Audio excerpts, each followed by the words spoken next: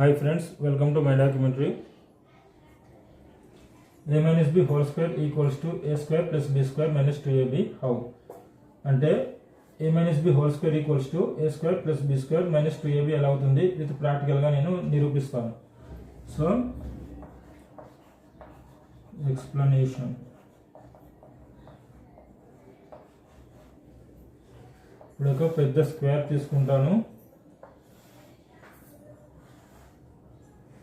So దీని పొడవు ఏ అనుకుంటాను. అప్పుడు స్క్వేర్ కాబట్టి వెడల్పు కూడా ఏ అవుతుంది. ఇప్పుడు ఈ స్క్వేర్ కాబట్టి దాని వైశాల్యం ఏమవుతుంది, ఏరియా ఏ ఇంటూ ఏ స్క్వేర్ అవుతుంది. సో ఏరియా ఏ స్క్వేర్ అవుతుంది. ఈ టోటల్ ఏరియా మనకు ఏ స్క్వేర్. సో ఇప్పుడు దీనిలో ఒక డాట్ తీసుకుంటాను. ఈ లెంత్ను బి అనుకుందాం. ఈ డాట్ నుండి ఈ లెంత్ బి, ఈ టోటల్ లెంత్ ఏ. మనకి ఇప్పుడు ఈ డాట్ నుండి ఇటువైపు మిగిలిన లెంత్ ఏమవుతుంది, ఈ టోటల్ లెంత్ ఏ అయినప్పుడు ఇది బి అయినప్పుడు ఈ మిగిలిన లెంత్ ఏ మైనస్ బి అవుతుంది. సో ఇక్కడ కూడా లెంత్ బి నేను తీసుకుంటాను. ఇది లెంత్ బి. ఈ టోటల్ లెంత్ ఏ అయినప్పుడు ఈ లెంత్ బి అయినప్పుడు ఈ మిగిలిన లెంత్ ఏమవుతుంది, ఏ మైనస్ బి అవుతుంది.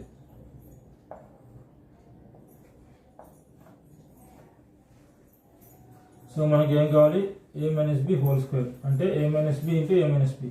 సో పొడవు ఏ మైనస్ బి ఉండాలి, వెడల్పు ఏ మైనస్ బి ఉండాలి. ఇక్కడ పొడవు ఇది ఏ మైనస్ బి, ఇది వెడల్పు ఏ మైనస్ బి. అంటే మనకు ఈ వైశాల్యం మాత్రమే కావాలి. సో పొడవు ఏ మైనస్ బి, వెడల్పు A minus B. A minus B into A minus B అంటే A minus B whole square.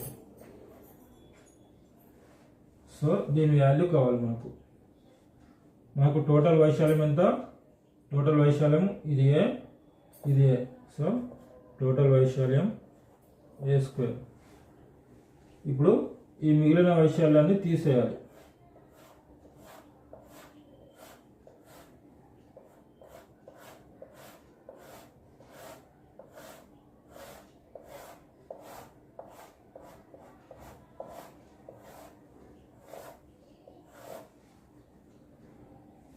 ఈ మిగిలిన వైశాల్యాన్ని మొత్తం మైనస్ చేద్దాం.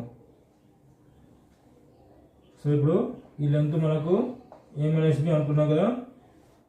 సో ఈ టోటల్ లెంత్ ఎంత మనకి, ఇక్కడ టోటల్ లెంత్ ఏ. సో కింద కూడా టోటల్ లెంత్ ఏ అవుతుంది.